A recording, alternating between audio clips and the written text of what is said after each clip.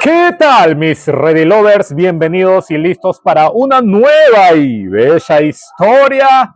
Pues obvio que ya estamos aquí listos para entregarte de aquí, recién salido de aquí, para ti, con cariño y amor. ¿Qué pasaría si tú tienes un hijo que te para robando? ¿Cómo te sentirías? ¿Tú que le das amor, cariño, luchas por ese hijo y este mierda te roba? Pues de eso trata la historia. Espero que haya karma en esta historia, ¿no? Porque si no, no sería una buena historia. Y yo sé que a usted le gusta siempre que haya un final feliz. Espero que aquí lo haya.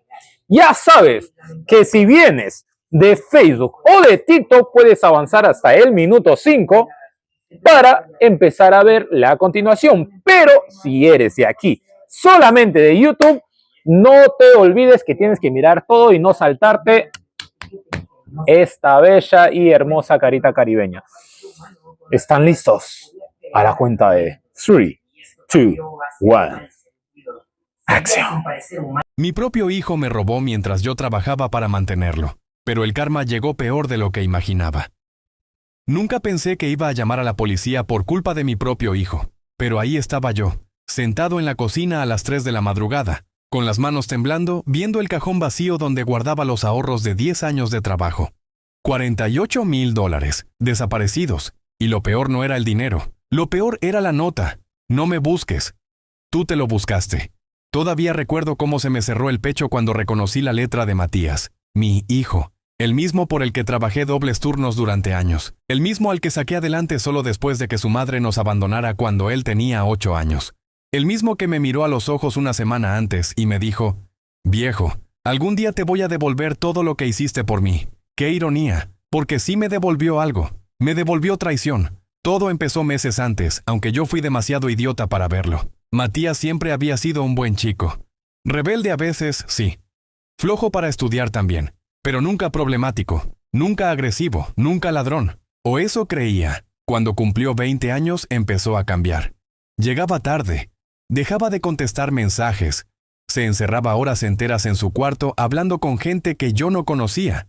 Y cada vez que le preguntaba algo, explotaba. «Deja de controlarme.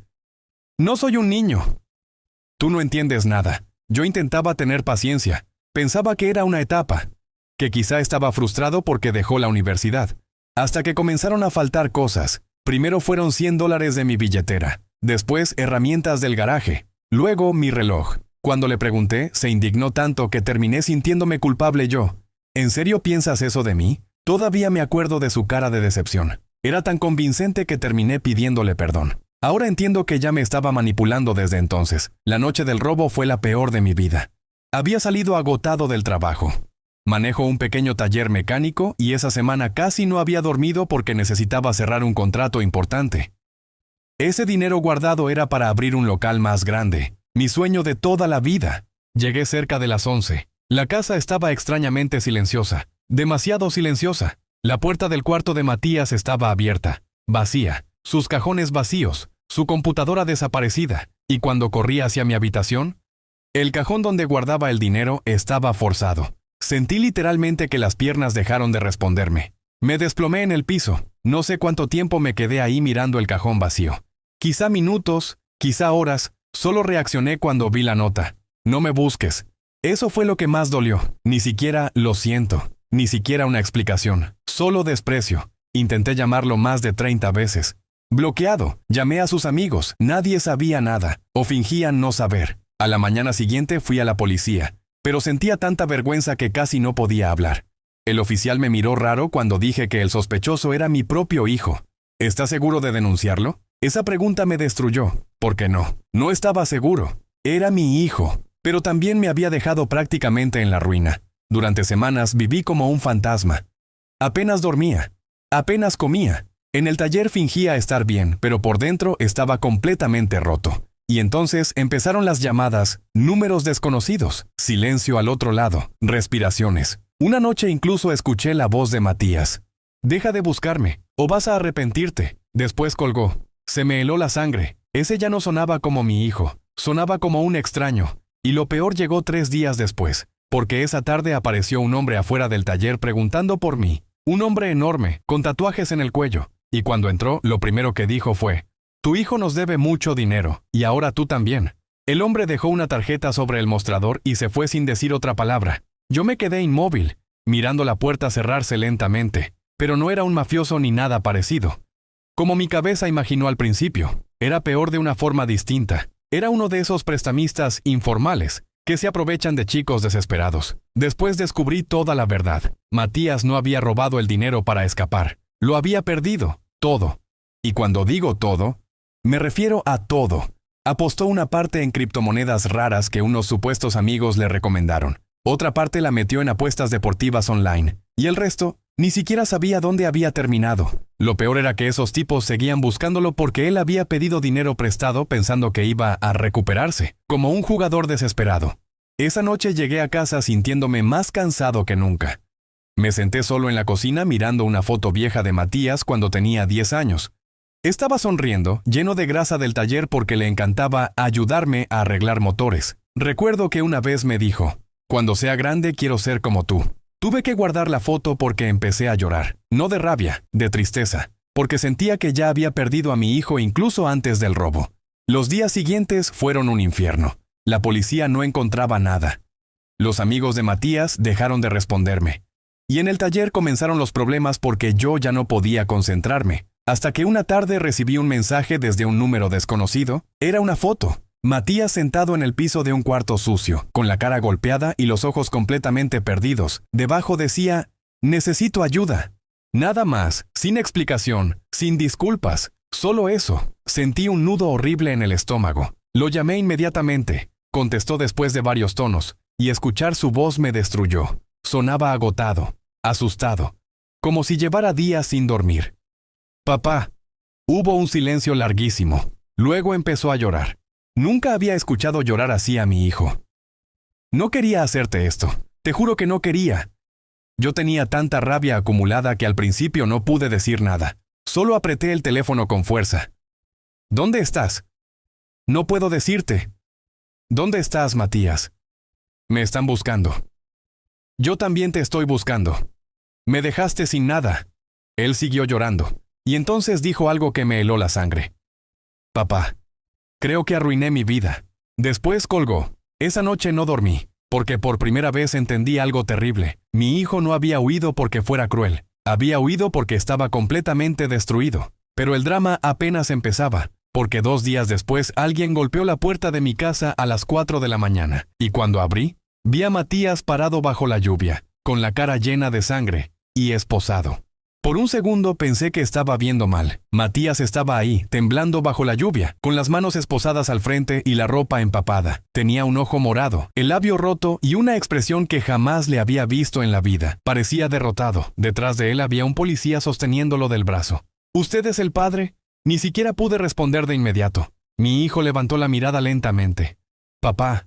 Esa voz me partió el alma. El oficial explicó que lo habían encontrado durmiendo cerca de una terminal de buses, intentando vender un celular robado, pero el celular ni siquiera era suyo. Según él, unos chicos con los que estaba lo habían convencido de hacerlo para sacar dinero rápido. Cada palabra era peor que la anterior. Yo apenas podía procesarlo, porque ese muchacho destruido frente a mí no se parecía en nada al hijo que había criado. El policía me preguntó si podía hacerme cargo de él por esa noche mientras avanzaba el proceso. Y aunque una parte de mí quería cerrar la puerta, no pude hacerlo. Era mi hijo. Lo hice entrar. Matías caminó lento hacia la sala, evitando mirarme directamente. Yo le traje una toalla y un poco de hielo para el rostro, pero él ni siquiera levantaba la cabeza. El silencio era insoportable, hasta que finalmente exploté. «¿Por qué?» Mi voz salió quebrada. «¿Por qué me hiciste esto?» Matías se quedó quieto, y después empezó a llorar otra vez. Yo pensé que podía devolverlo antes de que te dieras cuenta. «Me robaste $48,000. Lo sé». Golpeó la mesa con tanta fuerza que me hizo retroceder. «Lo sé, papá. Piensas que no me odio todos los días por eso». Nunca le había visto tanta desesperación. Se agarró la cabeza y empezó a hablar atropelladamente, como si llevara meses guardándose todo. Contó que al principio solo debía un poco de dinero. Apostó porque unos amigos le mostraban capturas falsas de ganancias enormes. Luego perdió. Después intentó recuperar lo perdido, y cada vez era peor. Lo típico, la trampa perfecta. Cuando quiso salir ya debía muchísimo dinero y empezó a mentirme para cubrirlo. Ahí entendí los cambios, las noches fuera, la agresividad, las desapariciones. No era rebeldía, era vergüenza. Tenía miedo de que me vieras como un fracasado. Esa frase me dejó helado, porque yo jamás le había exigido ser perfecto, pero él llevaba años creyendo que sí. Y entonces dijo algo que me destruyó por dentro. Mamá tenía razón, sentí un vacío horrible en el pecho. ¿Qué dijo tu madre? Matías soltó una risa amarga. Que tarde o temprano te ibas a cansar de mí. Porque solo sé arruinar las cosas. La habitación quedó completamente en silencio. Y por primera vez en mucho tiempo entendí algo que nunca quise ver. Mi hijo llevaba años roto por dentro. Años. Solo que yo estaba demasiado ocupado trabajando para darme cuenta. Pero justo cuando parecía que la conversación no podía ponerse peor, alguien empezó a golpear la puerta de la casa violentamente. Una vez, 2 veces, 3, y luego una voz gritó desde afuera. «Matías, sabemos que estás ahí». Matías se puso blanco inmediatamente. Literalmente blanco. Retrocedió tan rápido que casi tiró la silla. «No abras. Por favor, no abras». Los golpes en la puerta siguieron cada vez más fuertes. Yo sentía el corazón latiéndome en la garganta. ¿Quiénes son? Matías se cubrió la cara con las manos. Los chicos con los que estaba. ¿Los mismos de las apuestas? Él asintió lentamente. No parecían mafiosos ni nada así. Eran muchachos de su edad, pero metidos en problemas. De esos que viven endeudados, haciendo estupideces para aparentar dinero en redes sociales. Pero eso no los hacía menos peligrosos, porque la desesperación vuelve impredecible a cualquiera. Uno de ellos gritó desde afuera. «Dile que salga». Nos hundió a todos. Yo miré a Matías confundido. Y entonces soltó la verdad completa. No había sido solo él. Había convencido a otros chicos de meter dinero en esas apuestas y aplicaciones falsas, porque realmente creyó que funcionaban. Algunos usaron ahorros, otros pidieron préstamos. Uno incluso vendió su moto. Todos terminaron perdiéndolo todo, y ahora lo culpaban a él. Yo no quería estafarlos. Te juro que no. Tenía la voz quebrada. Pensé que iba a funcionar. Todos ganaban al principio. La puerta volvió a temblar por los golpes. «Sal, cobarde». Yo respiré profundo y abrí apenas la puerta. Afuera había 3 chicos empapados por la lluvia. Ninguno parecía mayor de 22 años. Pero tenían esa mirada cansada de alguien que lleva demasiado tiempo tomando malas decisiones. Uno de ellos habló primero. «Señor, esto no es contra usted». «Entonces, váyanse de mi casa». El chico señaló hacia adentro. «Su hijo nos arruinó». Detrás de mí, Matías no se movía. Parecía un niño asustado. Y entonces otro muchacho gritó. «Por tu culpa mi viejo me sacó de la casa». El tercero tenía los ojos rojos de rabia. «Tú dijiste que era seguro». Matías empezó a temblar. «Yo también perdí todo». «Pero el dinero no era tuyo». Ese grito dejó un silencio horrible, porque era verdad. El dinero que perdió ni siquiera le pertenecía. Era mío. Y creo que esa fue la primera vez que el peso real de lo que hizo le cayó encima completamente. Matías se desplomó sentado en el piso y empezó a llorar de una manera desesperante. No era llanto de víctima, era culpa. Culpa pura. Los chicos afuera seguían insultándolo, pero cada vez sonaban menos furiosos y más destruidos, porque todos eran jóvenes que habían tomado decisiones idiotas creyendo que iban a hacerse ricos rápido, y todos habían terminado igual, vacíos, derrotados. Finalmente les dije que se fueran y amenacé con llamar a la policía. Se marcharon entre insultos, pateando la reja antes de desaparecer bajo la lluvia. Cuando cerré la puerta, encontré a Matías sentado en el piso mirando fijamente la nada. «Papá». Tenía la voz rota. Creo que arruiné demasiadas vidas. Yo quería gritarle, quería reclamarle todo, el dinero, las mentiras, la humillación. Pero verlo así, completamente destruido, me quitaba las fuerzas. Entonces noté algo. Sus manos temblaban demasiado, y cuando levantó la manga de la casaca, vi moretones por todo su brazo. Sentí un frío horrible recorrerme el cuerpo. Le agarré el brazo antes de que pudiera esconderlo otra vez. «¿Quién te hizo esto?» Matías apartó la mirada. «No importa». «¿Cómo que no importa?» Le levanté un poco más la manga y vi manchas moradas, cortes pequeños y marcas como si alguien lo hubiera sujetado con fuerza. Mi hijo empezó a respirar rápido, demasiado rápido. Y entonces entendí algo peor. No estaba solo golpeado, estaba aterrorizado. «Matías, ¿qué hiciste estos días?» Él tardó varios segundos en responder. «Dormí donde pude». Su voz sonaba vacía. A veces en casas de amigos, a veces afuera. Me costaba reconocerlo. Ese muchacho que evitaba mirarme, que hablaba casi susurrando, no se parecía en nada al chico orgulloso que salió de la casa semanas atrás creyéndose adulto. El karma ya lo había alcanzado, y de la peor manera, porque había descubierto que el mundo real no perdona. De repente se levantó y empezó a caminar nervioso por la sala. No entiendes. Todo se salió de control. Yo solo quería ayudarte. Solté una risa amarga. ¿Ayudarme robándome? Él se quedó congelado, y luego dijo algo que me dejó sin palabras. Escuché la conversación con el banco. Fruncí el ceño. ¿Qué conversación? Hace meses, cuando pensabas que yo dormía, sentí un nudo en el estómago. Matías empezó a llorar otra vez. Escuché que podías perder el taller si no conseguías cerrar el contrato. El aire se me fue del pecho. Yo jamás le conté eso. Nunca quise preocuparlo. Pero era verdad. Meses atrás estuve a punto de quebrar. Las deudas del taller me estaban ahogando, y ese dinero era literalmente mi única oportunidad de salir adelante. Matías se secó la cara con las manos temblorosas. Quería multiplicar el dinero rápido. Pensé que si ganaba, ibas a dejar de matarte trabajando. Cada palabra dolía más que la anterior, porque detrás de toda la estupidez, había un hijo desesperado intentando arreglar algo que nunca entendió. Pero eso no borraba el daño. Nada podía borrar el daño. Yo me senté lentamente frente a él. ¿Por qué no me hablaste? Matías soltó una risa rota. Porque siempre estabas cansado. Esa frase me atravesó como un cuchillo. Porque era verdad. Yo trabajaba tanto intentando darle una buena vida, que dejé de verlo realmente. Hubo un silencio larguísimo. Y entonces pasó algo que terminó de romperme. Matías me miró directamente por primera vez en toda la noche y dijo: pensé varias veces en no volver. Sentí que el corazón se detenía. Él bajó la mirada inmediatamente. Creí que ibas a estar mejor sin mí. No vuelvas a decir eso. Mi voz salió más fuerte de lo que esperaba. Jamás vuelvas a decir eso. Matías empezó a llorar en silencio. Y en ese momento entendí que mi hijo no solo había perdido dinero, había perdido completamente el rumbo. Pero justo cuando parecía que la noche no podía empeorar más, escuchamos un ruido afuera, un golpe seco, después otro. Me acerqué lentamente a la ventana y vi algo que me dejó helado. Las llantas de mi camioneta estaban destrozadas, y pintado sobre la puerta del taller con aerosol rojo había una frase enorme: ladrón.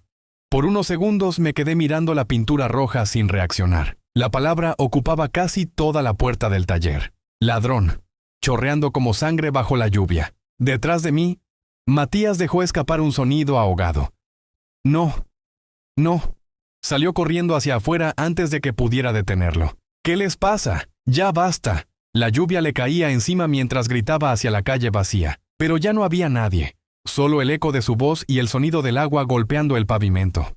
Yo sentía una mezcla horrible de rabia y cansancio. Ese taller era lo único que tenía. Lo construí literalmente con años de trabajo, turnos dobles, domingos sin descanso y manos llenas de cicatrices, y ahora estaba destruido por problemas que ni siquiera eran míos. Matías se quedó parado frente a la pintura roja, respirando agitado. Luego empezó a limpiarla desesperadamente con las manos mojadas, como si pudiera borrar todo así de fácil, pero la pintura apenas se corría. Ya basta, hijo.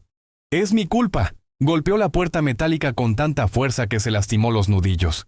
Todo es mi culpa. Lo agarré del brazo antes de que siguiera golpeando, y entonces explotó. Se soltó de mí bruscamente. ¿Por qué no me odias? La pregunta me dejó congelado. Matías tenía los ojos completamente rojos. Te robé, destruí el taller, te mentí durante meses. Mírate, señaló mis manos llenas de pintura roja. Por mi culpa te quedaste sin nada.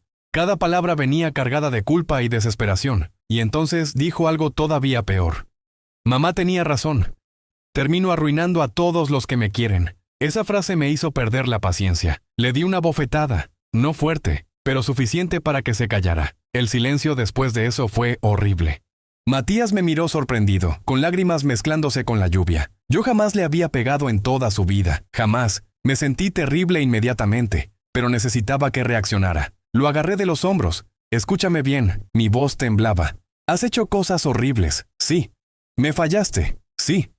Pero deja de hablar como si fueras basura. Matías bajó la mirada, y por primera vez lo vi realmente pequeño. No como un adulto, no como alguien peligroso.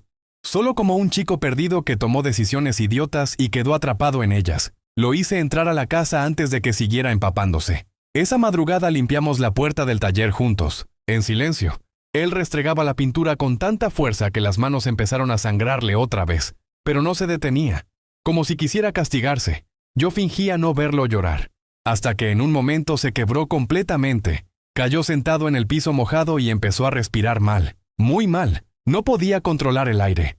No puedo arreglar esto. Intentaba hablar, pero se ahogaba en el llanto. Tuve que sujetarlo para que no se desplomara. Y ahí, en el piso frío del taller, mi hijo terminó confesando algo que llevaba ocultando meses. Algo que explicó por qué había cambiado tanto, por qué estaba tan destruido, y por qué parecía odiarse a sí mismo desde mucho antes del robo. Papá, yo dejé la universidad porque me expulsaron. Sentí que algo dentro de mí se hundía. ¿Qué? Matías ni siquiera podía mirarme. Estaba sentado en el piso del taller, con las manos temblando y la respiración entrecortada. No la dejé. Me expulsaron hace casi un año. Un año ocultándomelo. Yo recordé todas las veces que le pregunté cómo iban las clases, todas las veces que me respondió bien sin siquiera pestañear. Y mientras yo trabajaba pensando que mi hijo seguía estudiando, él ya estaba cayéndose a pedazos. ¿Por qué? Matías se secó la cara con fuerza. Empecé a faltar, luego reprobé cursos, después ni siquiera podía entrar al salón sin sentir que me iba a ahogar. Lo miré confundido. Él soltó una risa amarga. Todos parecían avanzar menos yo. Cada palabra salía cargada de vergüenza. Los demás hablaban de prácticas, trabajos, planes, y yo apenas podía levantarme de la cama algunos días. El taller quedó completamente en silencio. La lluvia seguía golpeando afuera. Pensé que era flojo, susurró. Que algo estaba mal conmigo. Sentí un nudo horrible en el pecho, porque yo sí había notado que estaba distinto. Solo nunca imaginé cuánto. Matías siguió hablando sin mirarme. Al principio mentí porque quería solucionar todo rápido y volver antes de que te dieras cuenta, pero mientras más tiempo pasaba, peor era.